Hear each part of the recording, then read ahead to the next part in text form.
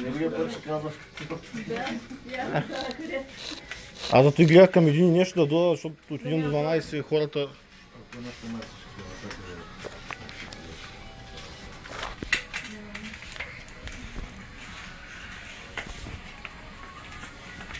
Колко чувала е? Малко са, по 10 лева бяха бурени, ама... Може съм ги излагал с по-налепшена чувалче.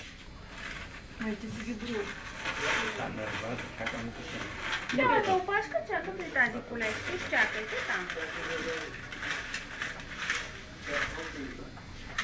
Вие сте богати, да ви трябва да. Така е. Гледай колко плана е подвемата.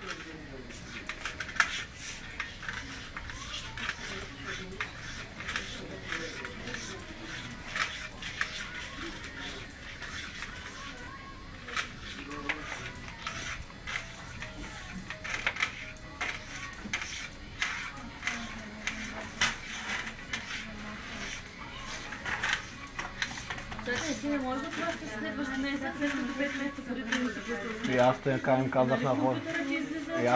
И аз така им казаха, господин, иди се бъркате.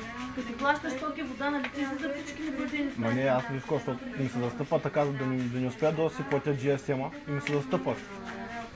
И беше станало така, че имам още 2-3 карти и някой не си беше платил за...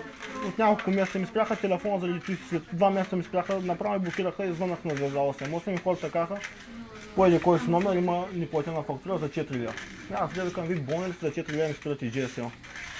Викам, виж кои фактури ви прави за 4 лева.